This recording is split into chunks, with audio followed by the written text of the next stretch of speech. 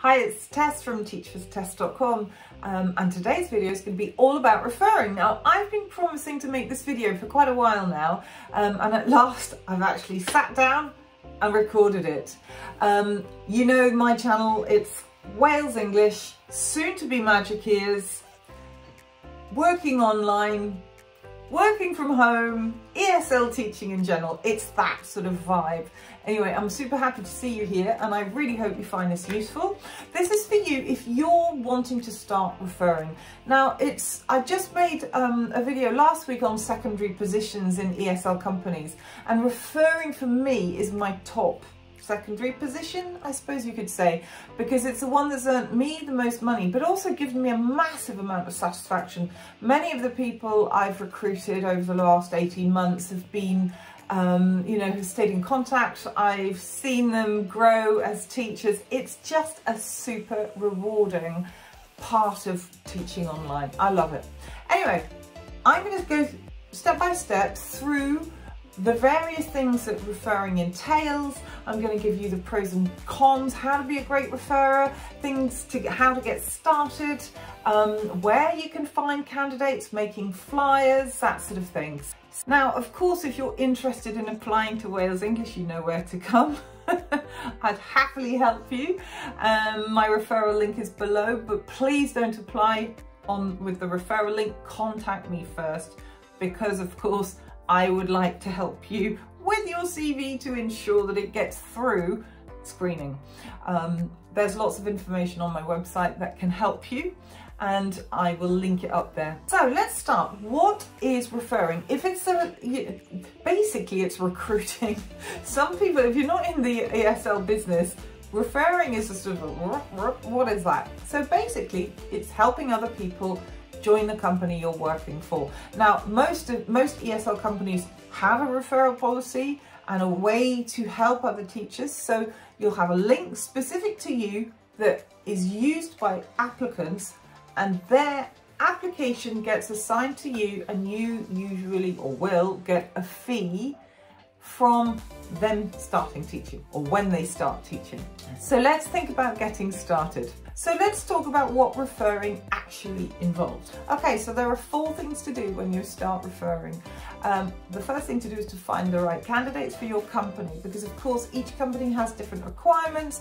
You know what they're looking for, so make sure you spend time on that, because if you don't, you end up wasting your own time and theirs. So think about that, number 1. Second thing, make sure you help them with their CVs and their application in general. Help them through the whole process. That's the biggest part of being a referrer. Third thing I would say is time. It can be very time consuming if you're doing it properly, because it's not just about the referral link, it's all about supporting them on their journey from A to Z.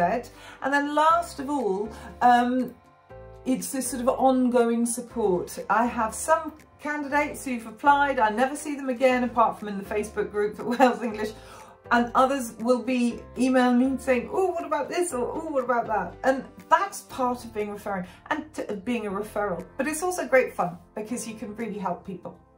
Okay, now other than the financial aspect of it, what are the pros of being a referrer? Personally, I absolutely love helping people. It's the thing that makes me tick. It sort of goes through everything I do. Yeah, I love that. So this is a great way of doing that. You can really make a difference to people's lives and careers. I know it sounds a bit, I don't know, it sounds a bit odd saying that, but you actually can, because I've seen people who, if I know full well, having looked at their CVs, having worked with them on their interview, if they'd actually gone straight in without a referrer, they probably wouldn't have got in. So you can really make a difference by doing this. You help them really succeed, and that is so rewarding. So for me, that is a massive driver, huge pro for referring. The other thing is that you can build a great network within the company. As I said earlier, you can meet lots of people and keep in contact with the referrals that you have in the company. It's lovely to see them grow as teachers, get secondary positions, and just basically see them succeed. Fantastic. And the third thing, of course, is the financial aspect, because that is, your time is worth money. Now, never underestimate that. Never, ever, ever forget that, because sometimes you'll get comments, and I'm going to talk about this now, about people saying that she's just in it for the money, blah, blah, blah, blah, blah. People will say things like that. So I'm going to talk about the cons, because there are definite cons, but they're not really very important to me, but they're worth knowing about. So first thing, time. Believe it or not, I'd say the time element of it can be a bit of a, you know, if you're teaching a lot, you've got other projects on, whatever it is, time, you need to set it aside. The second con, I would say, is that you can work with somebody a lot. You can spend oodles of time helping them get their application spot on. They get through their interview and they may not sign the contract, or they may even sign the contract and then pull away from it and change their mind. They don't pay they don't teach the first class, and therefore you get nothing. And that is a reality. You can spend a lot of time and get absolutely nothing in return. But hey, it doesn't happen all the time, but it definitely happens. And also it can be quite hard sometimes when you're absolutely certain that you've got a candidate that's going to get through the screening process, that they're going to get to interview, etc. And they don't. And so a lot of referring for me is diplomacy. I think it's very important to think about how you communicate. Never ever promise something that is out of your control. Never say, you've got a wonderful CV, you're definitely going to get through, because you don't know that. And you don't know what's going on in the office over in Beijing that day. You have no idea. So be really careful about over-promising. It's much better to under-promise and just great round of applause when they get through. Second thing. Now the third thing, and this is something that anyone who's done any recruiting at all will probably have seen, but you can really suffer from social media. So it's a sort of blessing in that social media you need to promote your school. I use Facebook, but not that much anymore. I use my YouTube channel, I have my website, you know, I have a LinkedIn, and I do various things, which is where I am seen. But if you're on Facebook particularly, you will probably get comments that aren't very pleasant. They can be from people who've had a bad experience with Wales themselves, so they're quite biased and they'll go, horrible company, blah, blah, blah, blah, blah, blah. Or you could have somebody else, as I said earlier, who's sort of making references, you're only in it for the money. Well, when you get these sort of comments, it's super important to think twice about writing anything. My own go-to thing is, does it damage me as a person, as a referrer? Second thing I think about, does it damage Wales? For me, it's Wales English anyway. For you, your company. Does it damage your company? Because if it ticks those two boxes, then I would probably respond. If it's just a sarky little ning comment, I tend to just let it go, because often you'll open up the door to this sort of online verbal battle, which is really not beneficial for anyone, and can be quite upsetting sometimes, depending on what's put. But that you need to think about. Before replying, walk off, deep breath, think about what you're going to say, go back, write it, read it, write, you know, everything that goes online can be screenshot. Do not forget that, because, you know, everything you say is out there. So really think about that. Now, let's think about getting started. If you're new to referring, what do you need to do? So let's have a think. So the first thing you need to do is to have some form of snappy little ad, a flyer, something that you can post in the areas where you want to promote yourself as a referral. I personally use canva.com. I've got an affiliate link below. Feel free to join. It is absolutely brilliant. I personally have the pro account, but it's free. The free you can do a load of stuff with.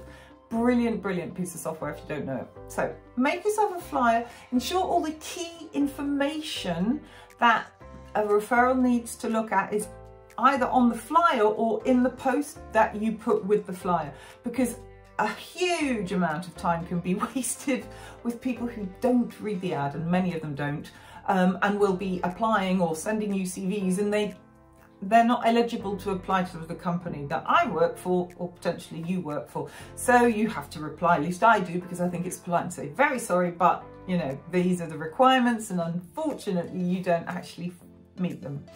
So make a great flyer, something that can easily be spotted as yours. Another thing that's really important to know is when you're posting in these Facebook groups, it is absolutely vital to be seen to be a referrer and not somebody working for the company promoting themselves as a direct recruiter for the company. When I first started, I fell into that trap and I put this thing, I thought, oh, this is nice, this looks good. I put my email address, you know, contact me for help. And I got an immediate message from admin saying, please don't do that. Make sure it's clear that you're a referrer, blah, blah, blah. I learned my lesson, never did it again. My emails are in there. My email is in there, but so's my referral link.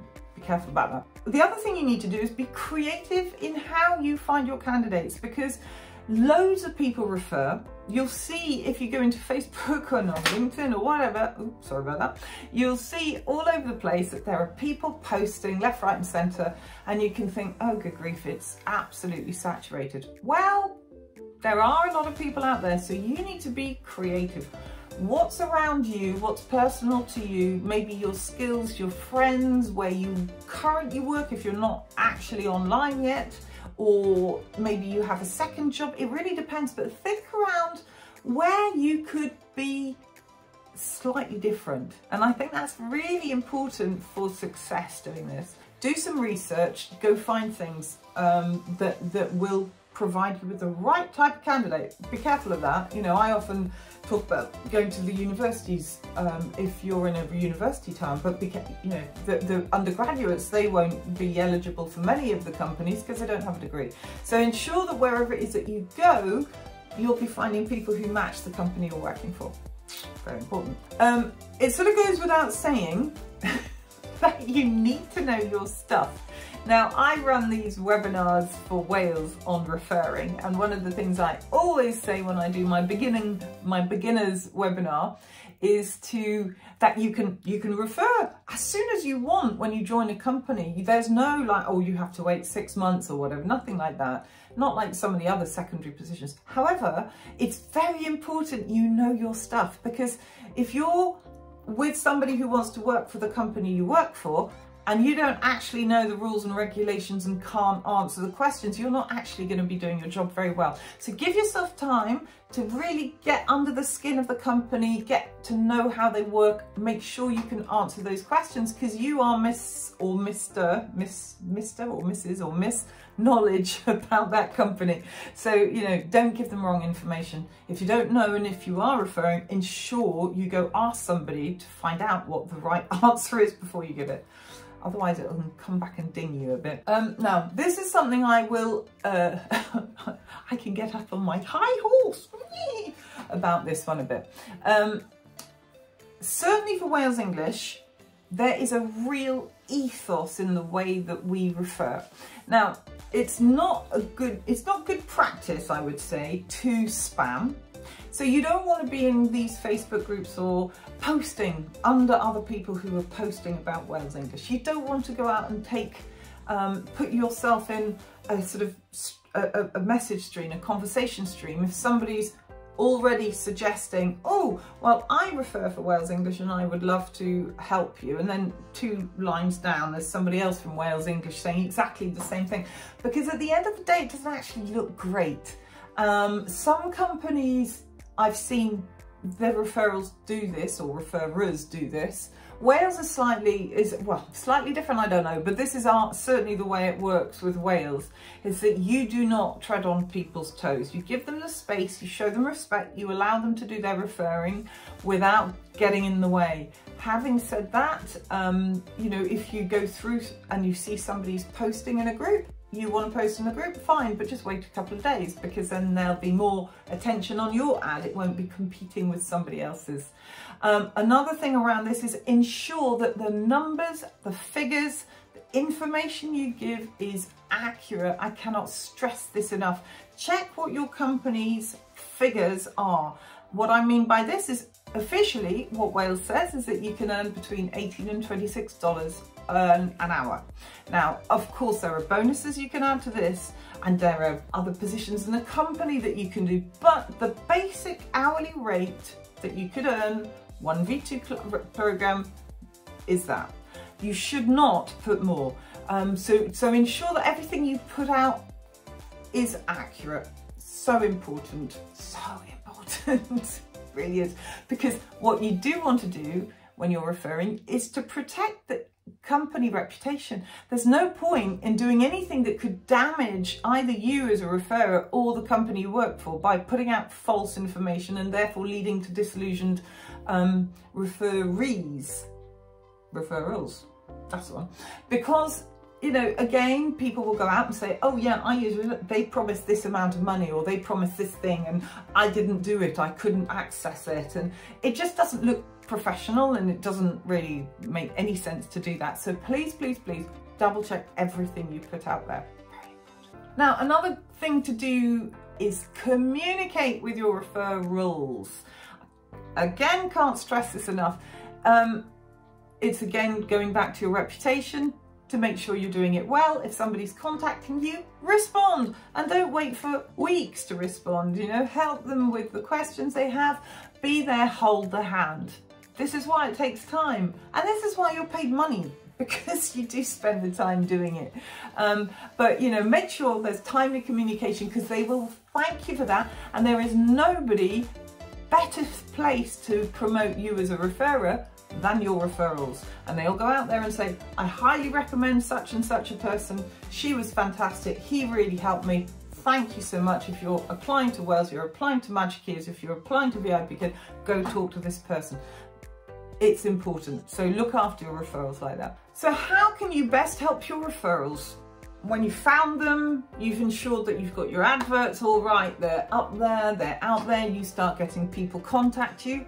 What next? So, first of all, it will depend on the company you work for, because obviously they all have different methods, but I'll talk for Wales. They need a CV, and Wales are quite particular about this. The CVs need to be right, because you can be the most qualified, the most wonderful, the most experienced teacher out there. If it's not the sort of CV that Wales are looking for, with all the information that they want to see in the right place, you can really easily slip through the net, and I've seen that happen.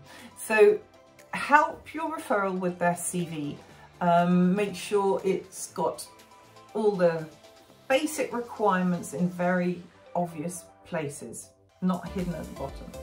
Very important. The other thing you can do to help them is, of course, with their demo class, because all companies will have demo classes of some nature because they want to see how you teach. So make sure you spend time with them, helping them, giving them confidence, explaining the type of things that the company looks for, helping them work on skills that they may not be very at ease with. If they're a brick and mortar teacher and they're coming online, they may not know TPR very well, so you could help them with that. You know, it's all this sort of thing. It's everything that you can do to help your referral get through to signing the contract and then teaching online. Something else you'll probably want to talk about to your referrals is the background check. Now, again, each company has different ways of doing this. Wales has Sterling. They have an internal check and external check. Now, the external check with Sterling, they look at your education, your criminal background, and they want to check identity. It's worth knowing that if you have any form of criminal record, it could be a drunk driving incident from 20 years ago or something like that, you will get refused with Wales. It's important to know that, and it's important therefore to be, in a diplomatic way, able to mention the background check, so your referrals will think, oh, do I need to have a quick rethink, or is that okay, or oh yeah, no problem, I can get through it. Some people find it quite uncomfortable, but it is just the way it is, and there's no way around it. Apart from that, I think that's it. It's been great to see you again on my channel. I really hope this has helped, and if you're a teacher with any of these companies and you have any questions about referring, just come and see me, because it is a great thing to do and it can definitely make some money for you. Anyway, on that note, I'm going to wish you a happy Wednesday, because I'm recording this today. It's Wednesday, it's 8:30 in the morning, I'm teaching soon. You take care, have a good one, bye.